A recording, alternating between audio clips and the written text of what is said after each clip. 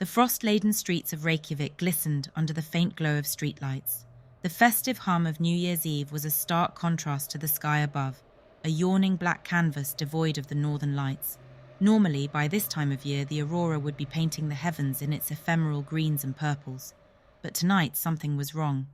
Anna Bjornsdottir, astrophysicist and Reykjavík native, squinted at the sky, her breath fogging the icy air. At first she thought her eyes were deceiving her, but then the whispers of others confirmed it. No aurora. Tourists and locals alike craned their necks, murmuring confusion. Some joked that the lights had taken the night off, while others blamed unusual solar activity. Anna knew better. Then it appeared. High above, faint at first, then unmistakable, a glowing rune materialized. It pulsed faintly, like a heart struggling to beat. The jagged lines of the symbol formed a shape Anna immediately recognized. Algiz, the ancient Viking rune associated with protection and fate. Her pulse quickened. It wasn't just the rune's appearance, it was the way it seemed alive, its glow rhythmic and deliberate. Her mind raced through her knowledge of Norse mythology.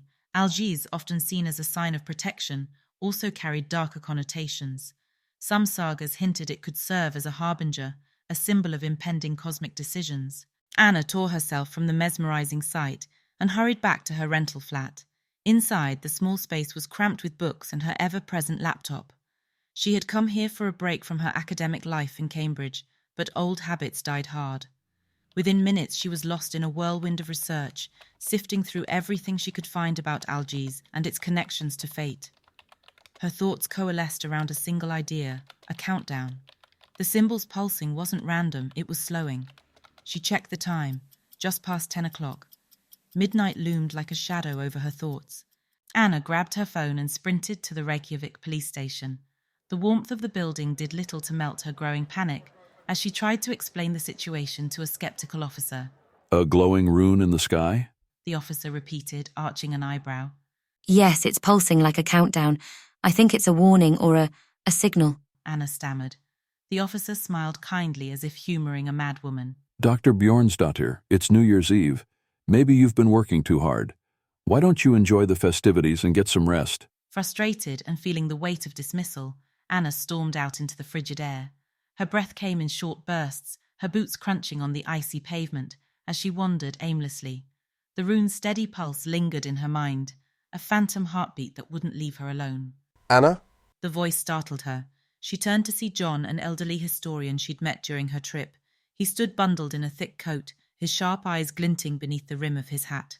John, she said, her voice trembling. You've seen it, haven't you? The symbol? He nodded grimly. I have. Relief washed over her. Then you understand. I think it's a warning, but I don't know what it means, do you? John's face darkened. The prophecy. What prophecy? Anna demanded. The old texts. He said, his voice low and laden with gravity. They speak of a time when the northern lights will vanish and Algiz will return. It is a reckoning. A choice must be made. A test to reset the balance of fate. Reset what balance? What does it mean? John shook his head. The texts don't say, only that it's tied to the turning of the year. Midnight is when the choice is sealed. Anna's stomach churned. Midnight was less than 2 hours away. The rune's pulse had grown slower, heavier, as if each beat carried the weight of centuries. The words reset the balance echoed in her mind. Was it a choice for her to make, for the world?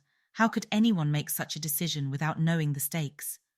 The streets began to fill with revellers. Children in heavy coats waved sparklers, and vendors sold steaming cups of mulled wine. The atmosphere was festive, oblivious to the looming anomaly above. Anna glanced skyward, the faint glow of the rune a grim counterpoint to the celebration below.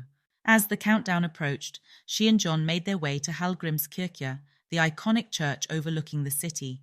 From its steps, they could see the entire skyline. Fireworks were prepped and ready to launch, their shells stacked ominously like dormant weapons. John, Anna said, her voice shaking. What if this is the choice? What if the fireworks trigger something? Then fate will decide. John said solemnly. But fate is not kind. The rune's pulse slowed further. The crowd began chanting, their voices a jubilant roar that drowned out Anna's thoughts. 10, 9, 8. Anna's breath hitched. She felt the weight of unseen forces pressing down on her. Was she supposed to stop this? She scanned the scene frantically, looking for any clue, any way to intervene. 7, 6, 5. The rune's glow dimmed, its pulse heavy and deliberate. Anna grabbed John's arm. There has to be a way to stop it. John only shook his head. If the choice is not made, it will be made for us. 4, 3, 2.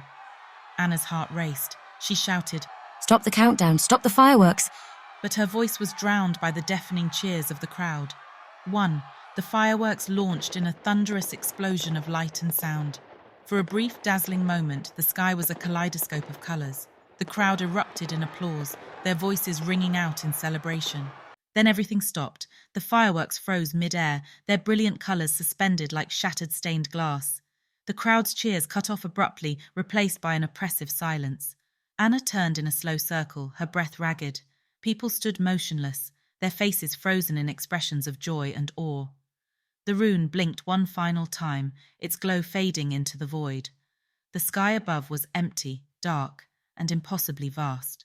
What have I done? Anna whispered, her voice barely audible. The silence deepened, a presence in itself. And then, deep within her, she felt it.